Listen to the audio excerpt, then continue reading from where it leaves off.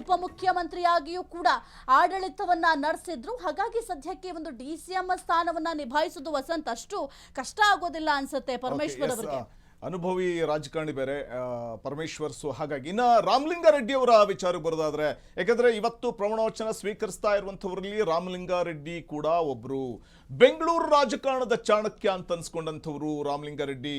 So Ramalinga Reddy ಅವರು ಹಿಂದೆ ಸಿದ್ದರಾಮಯ್ಯನವರ ಕ್ಯಾಬಿನೆಟ್ನಲ್ಲಿ ಸಾರಿಗೆ ಮಂತ್ರಿ ಆಗಿದ್ರು. ಬೆಂಗಳೂರಿನ ಕಾಂಗ್ರೆಸ್ ಪಕ್ಷದ ಅತ್ಯಂತ ಪ್ರಭಾವಿ ಹಿರಿಯ ನಾಯಕ.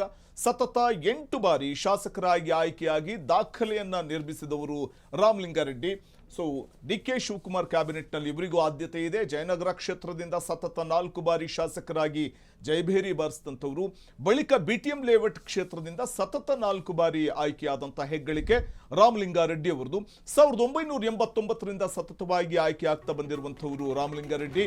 ಸೊ ಹಾಗಾಗಿ ಹಿರಿಯ ಶಾಸಕರು ಕೂಡ ಹೌದು.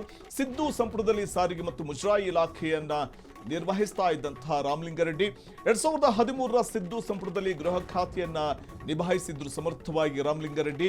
ಆದರೆ ಈ ಬಾರಿ ಅಂದ್ರೆ ನೋಡಿ, ಗಮನಿಸ್ತಾ ಹೋದ್ರೆ ಬೆಂಗಳೂರು ಉಸ್ತುವಾರಿ ಮತ್ತು ನಗರಾಭಿವೃದ್ಧಿ ಸಚಿವರಾಗಿಯೂ ಕೂಡ ಅವರು ಸೇವೆಯನ್ನ ಸಲ್ಲಿಸಿದ್ದಾರೆ. ಸಾಹಿತ್ಯ ಇನ್ನು ಬೆಂಗಳೂರು ರಾಜಕಾರಣದ ಬಗ್ಗೆ ಅವರಿಗೆ ಇಂಚಿಂಚು ಮಾಹಿತಿ ಗೊತ್ತು. ಚಾಣಕ್ಯ ಅಂತಲೇ ಹೆಸರು ಪಡ್ಕೊಂಡಂಥವ್ರು ರಾಮಲಿಂಗಾರೆಡ್ಡಿ. ಬೆಂಗಳೂರಿನ ಕಾಂಗ್ರೆಸ್ ಪಕ್ಷದ ಅತ್ಯಂತ ಪ್ರಭಾವಿ ಮತ್ತು ಹಿರಿಯ ನಾಯಕ. 8 ಬಾರಿ MLA ಆದಂತಹ ಹೆಗ್ಗಳಿಕೆ ಅವರದ್ದು.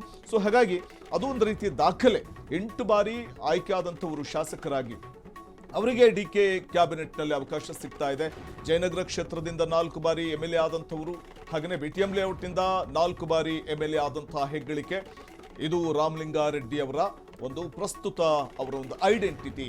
ಸೊ ಹಾಗಾಗಿ 1989ರಿಂದ